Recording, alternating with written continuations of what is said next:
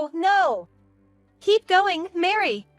When I played a DVD that had fallen into a gap in the bedroom storage box, what appeared was a video of Mary, a coworker, giving birth to a child. A man was encouraging her as she was pushing during delivery. The voice was familiar to me. What does this mean? I couldn't understand. I knew Mary was pregnant, but why was my husband, Sean, attending her childbirth? I was so shocked I couldn't even move from the spot for a while. How long had I been like that? I'm home. Sean's voice came from the entrance, snapping me back to reality. What's wrong? Why are all the lights off? I got carried away cleaning. Oh, is that so? Don't overdo it, we have our wedding tomorrow. Sean smiled kindly, and I felt a surge of anger toward him. How could he say such things, cheating on me with Mary? Well, I'm going to take a bath. Oblivious, he headed to the bathroom as usual, and seeing him, I clenched my fist tightly. I decided on something and, while he was in the bath, I contacted the friends who were planning to attend our wedding tomorrow and then slipped the DVD I found into my bag. The next day, on the day of our wedding, I was going to knock him down to hell. My name is Daisy Anderson, 29 years old. A housewife, with my wedding planned for next month. I married Sean, who is 3 years older than me, after a workplace romance. Originally, we were co-workers in the same department and hit it off while working on the same project. That led to a relationship and eventually, we got married. We were supposed to hold our wedding soon after our marriage, but we had to postpone the plan due to an epidemic and never happened until now. I had a strong desire to wear a wedding dress, but to Sean, it seemed the wedding was not that important, so it was hard to discuss various things for our wedding.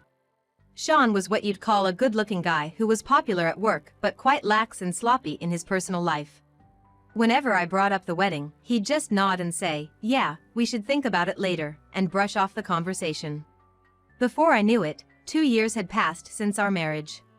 I'll be 30 next year. I wanted to start trying for a baby soon, so after discussing it with Sean, I decided to quit my job. Both preparing for the wedding and trying to get pregnant are not things I should do by myself. Even though I wanted him to cooperate with me, it was difficult to fill the gap in enthusiasm between us. But learning that Sean's parents were looking forward to seeing me in a wedding dress finally got him to budge. I lost my own parents in an accident when I was only a student. So, Sean's parents doted on me like their own daughter, and I loved them a lot.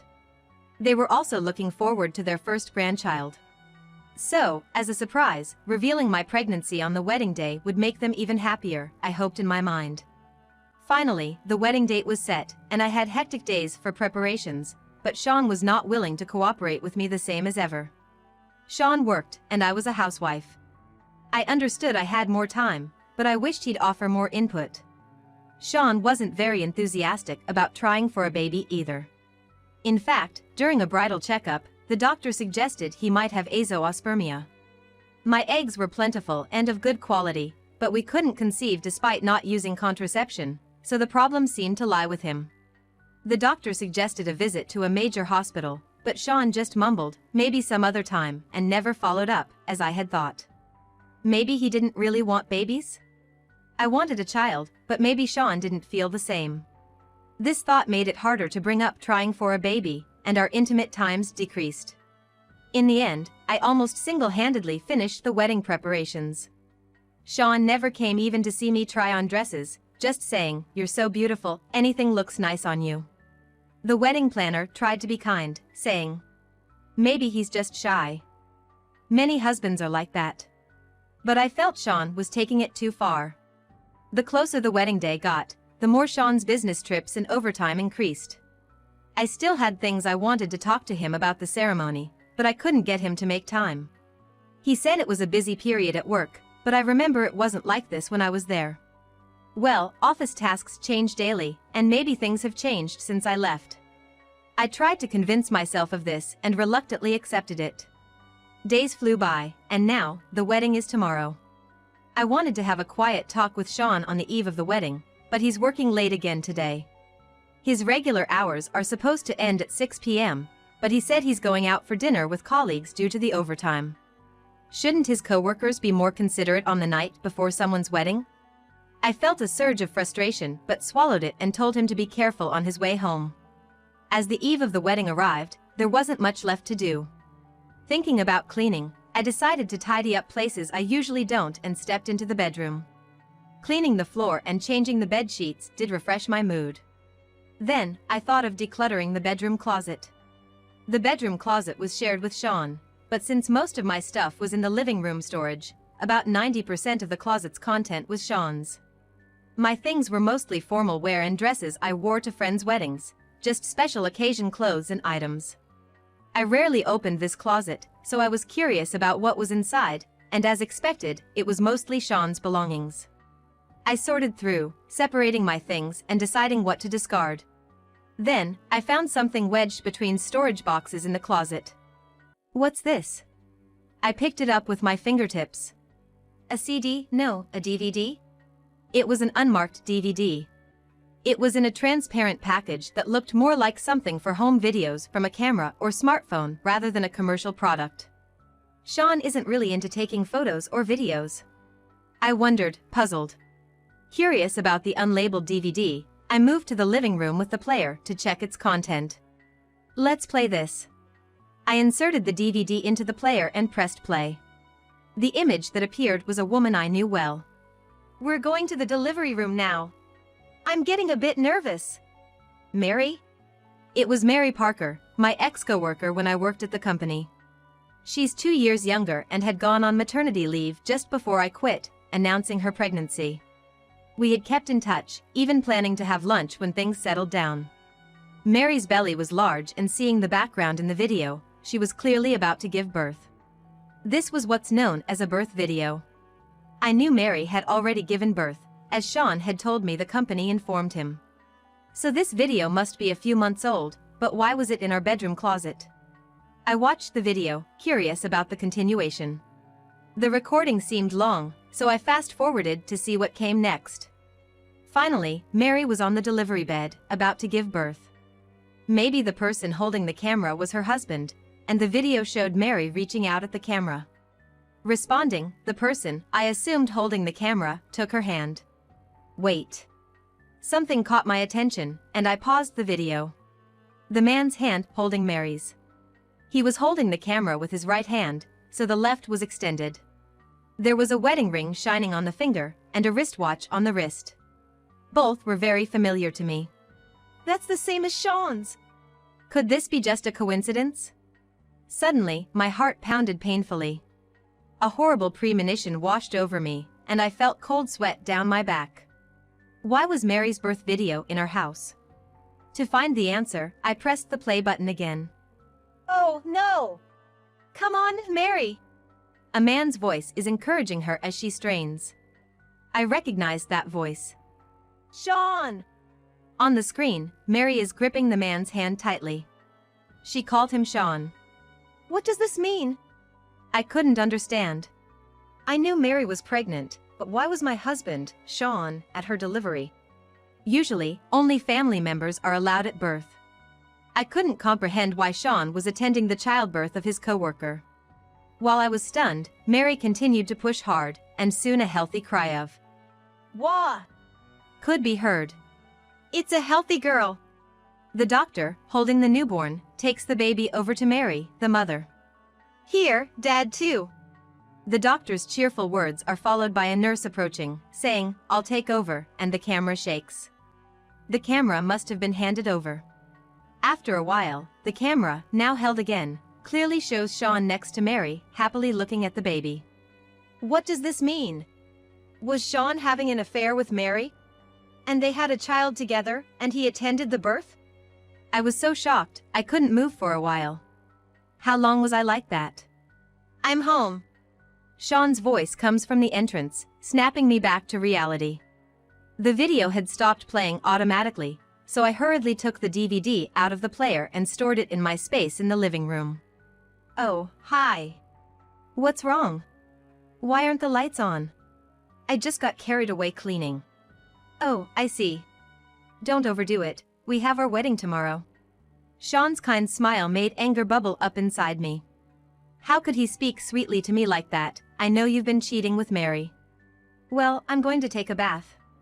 Oblivious, Sean heads to the bathroom as usual, and seeing him, I clench my fists tightly.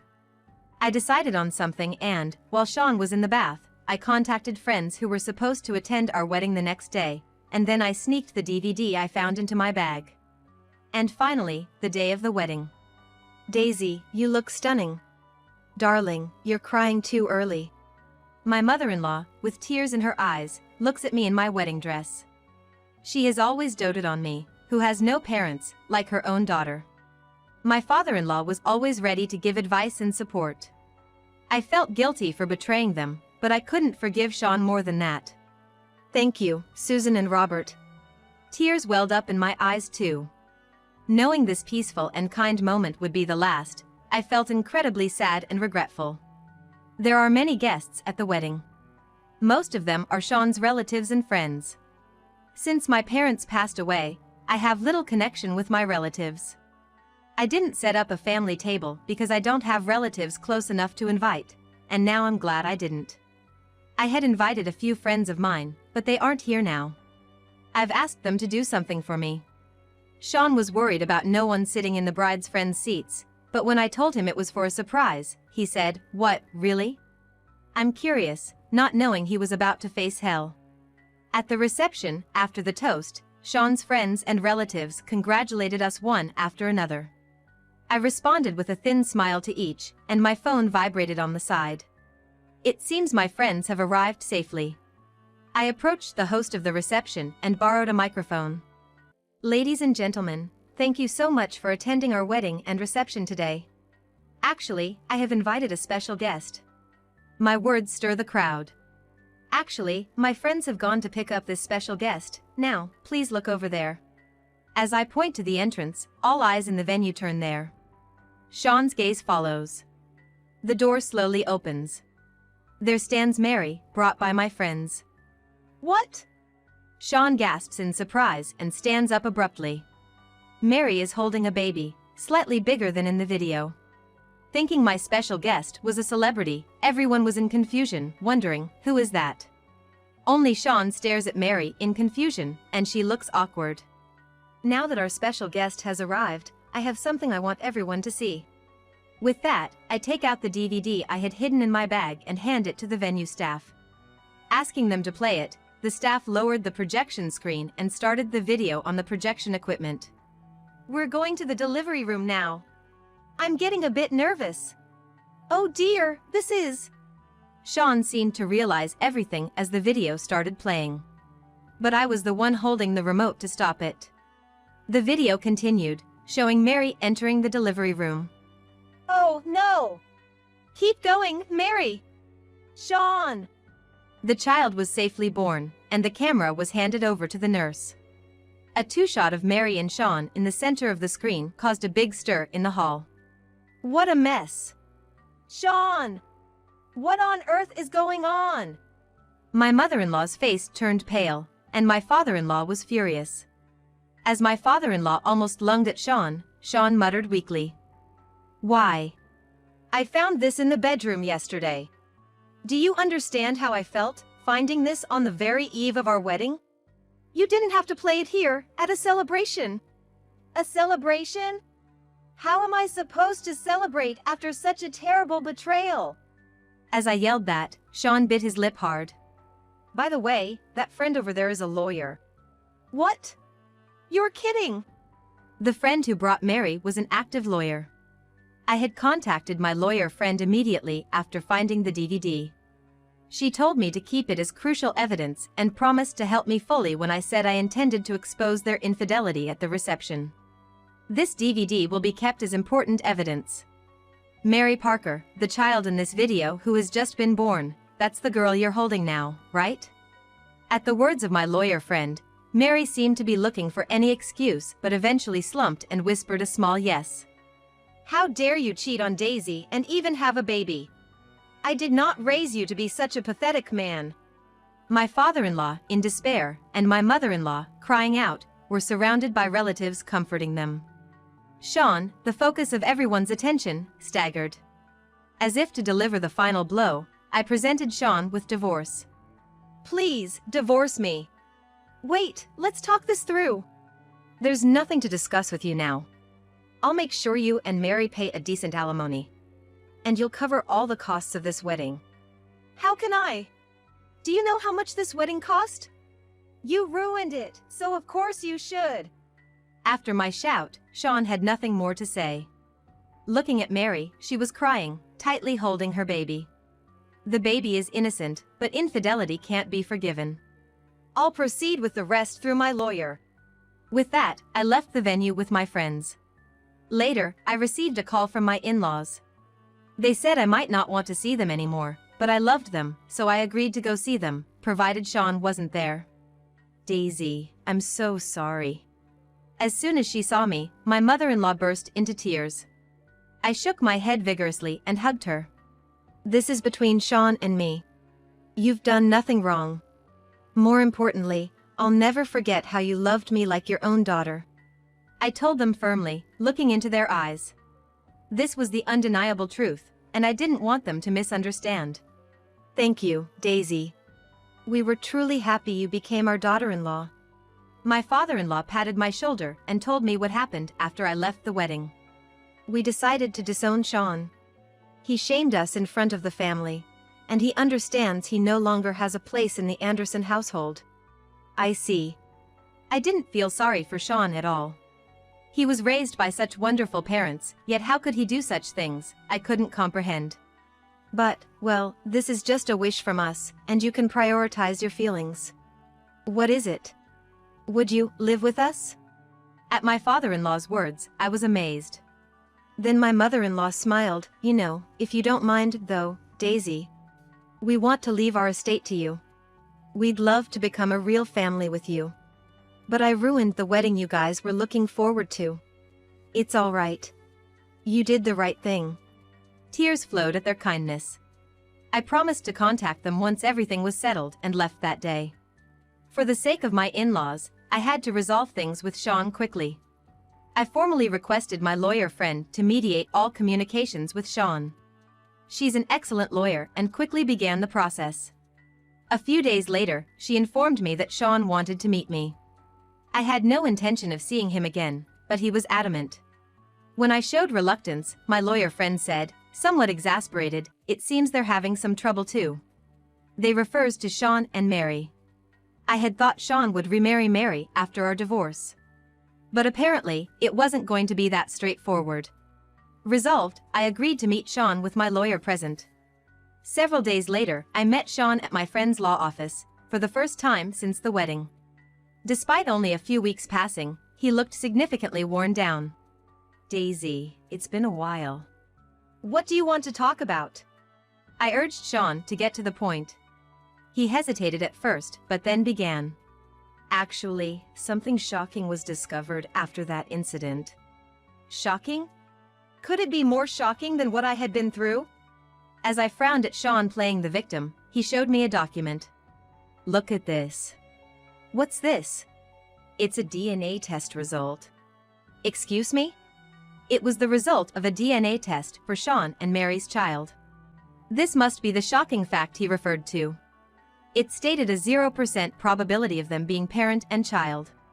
That child isn't mine. I was deceived by her too. Sean slammed the table, frustrated. Then who's the father? Nothing special, just her husband. I felt dizzy at his words. Right. I was so caught up in my own situation that I forgot Mary was married. So, both Sean and Mary had been cheating. She told me their relationship was almost over. So what? She's still married, huh? I was so frustrated with Sean's attitude, shifting blame onto Mary while he himself had cheated. And to be honest, I had suspected Mary's baby might not be Sean's. Because he was suspected of azoospermia.